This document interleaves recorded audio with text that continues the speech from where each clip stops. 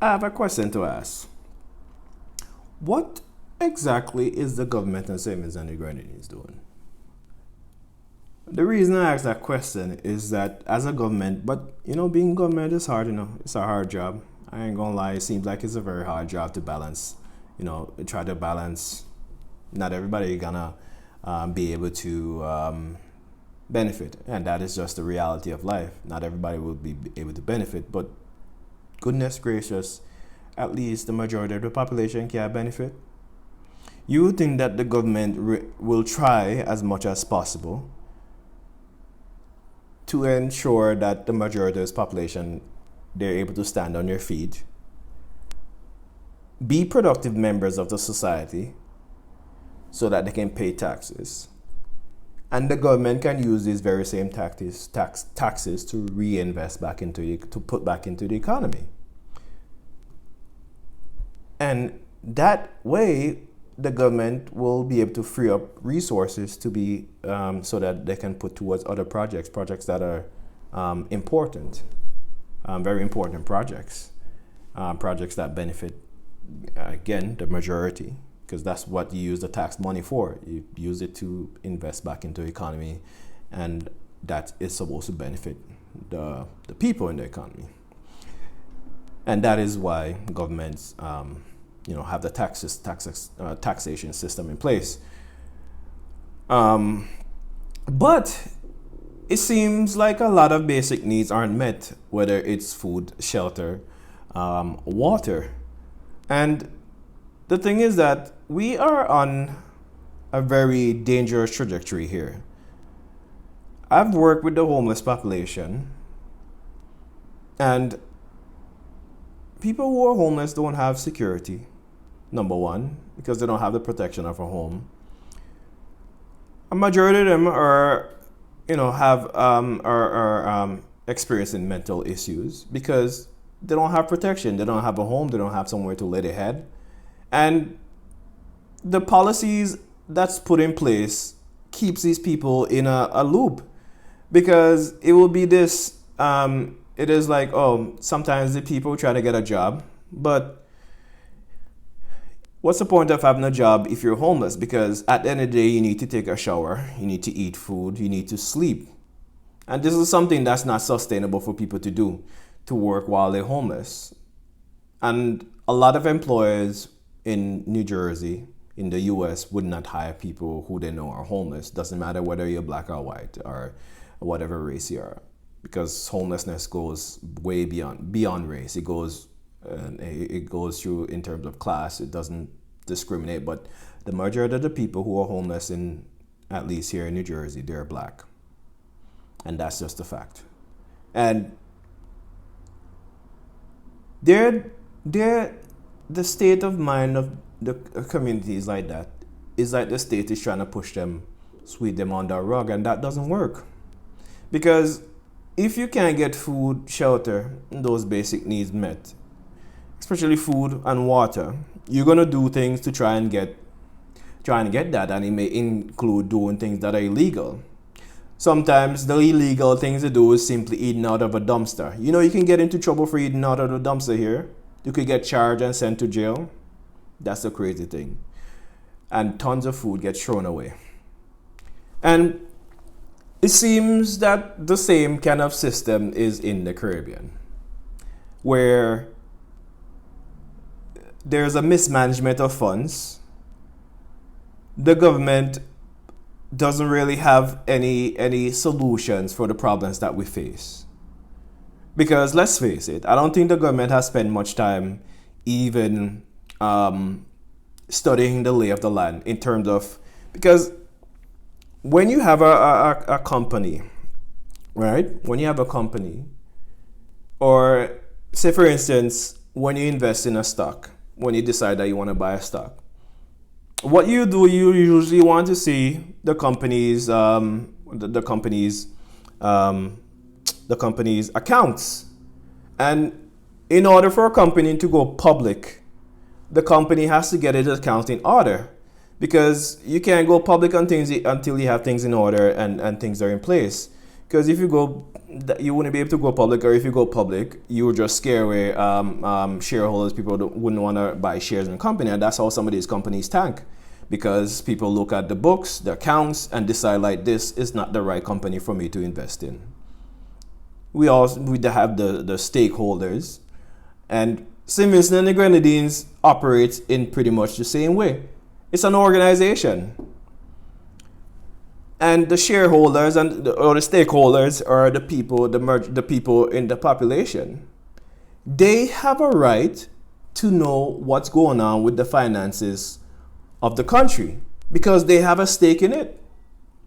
So I would like to know, in terms of why is Saint Vincent on this trajectory where people can't support them own selves and they have to depend on the government for support? Because that doesn't even make that doesn't benefit the government in any way, because the government keeps pulling out money to give to these people who are dependent. Eventually the government is going to run out of money. Who knows, they probably run out of money already. And you would like to believe that the government will try to do something about that, about giving us, stop trying to make the people independent so they will depend less on the government. But no, this government seems to be doing things for optics and building the things they call progress. What do you guys refer to as progress in Saint Vincent and the Grenadines? I don't even know what to say. A couple years ago, they imported lots of cars in Saint Vincent and the Grenadines. Now, these cars may have benefited some people, but did it benefit the majority of the population? Did it benefit Saint Vincent and the Grenadines? Did it benefit the island, the actual land? Because these cars can't pass emission tests, can't even pass emission tests in these countries, in the Western countries. So Saint Vincent and the Grenadines has basically become a dumping ground for these countries. It's already happening on the continent of Africa. Where do you think all our electronic, when it doesn't work, where do you think it goes? What landfill? These countries export their junk and drop it into developing countries. That's what they do all day, every day. And we just happen to be recipients of that now. And is it having an impact on the environment? And Saint Vincent and the Grenadines, Vincentians need to really consider getting in touch with the land, knowing the lay of the land, being in touch with nature, like how the Caribs were in touch. The Caribs knew that when you hunt animals, you have to give them time for them to revive. Fast forward to today, Saint Vincent and the Grenadines just had a volcanic eruption. Not much time having even passed yet, people are going back to hunting wild animals. Yet, people want to judge the indigenous people of the island as being primitive. Crazy, right? They knew what they needed to do to ensure that their land was kept safe, to ensure that the environmental impact on their land is as minimal as possible. And that's what we consider to be a primitive society, because we decide that we want to drink the British Kool-Aid. And this is where we are right now, in terms of Vincentians don't care anything about Saint Vincent and the Grenadines anymore. What are we chasing exactly? Climate change is on the rise. As Mia Motley puts it, sea levels are rising. Saint Vincent and the Grenadines is getting smaller due to rising sea levels and also due to the recent volcanic eruptions. Some of these areas, I don't think people should go back there to live. So now we have less land space. You could probably use it for farming or whatever it is, but I don't think people should be living in some of these places. And then we have flooding, an increase in flooding. Have you noticed that? An increase in drought. Have you noticed that? An increase in hurricanes. That is the effect of climate change. And if Saint Vincent doesn't get on board with that reality, I don't know where it's going.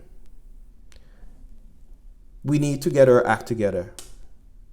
We need to ensure that we try to minimize the amount of people that's in poverty, so that when their basic needs are met, they can become productive members of society. And when they become productive members of society and the government taxes them and makes the money and then invest that money back into the economy, here we have better healthcare system, better investment in terms of knowing where to invest our money, better facilities, better services from the government, government institution and private institutions. But this dog eat dog thing that we have created in Saint Vincent through politics, our communities are weak communities. Including me, I've been prone to get consumed with politics too. And I think it's about time that we put down that mantle, because I ain't got time for politics, to be honest. This thing is not working. This British thing that they bring down there, that when they left, we're not doing well for ourselves, it's not working for us. It doesn't work at all. And it is time for us to realize that. It is time for us to make changes. If laws that you have, outdated laws, are not working for society anymore, it is time for you to change them. Stop holding on to tradition that's not even yours. We're holding on to British traditions. Think about that for a second. We're holding on to the tradition of people who oppressed our ancestors years ago. So we need to have a concrete plan. The government needs to have a concrete plan in terms of how we're going to move forward. A concrete plan in terms of what steps we're going to take in terms of tackling climate change, what steps we're going to take in terms of tackling poverty. These are plans that the government needs to start implementing now, and we're really playing the fool. So, this is my rant, and this is my confusion. Why?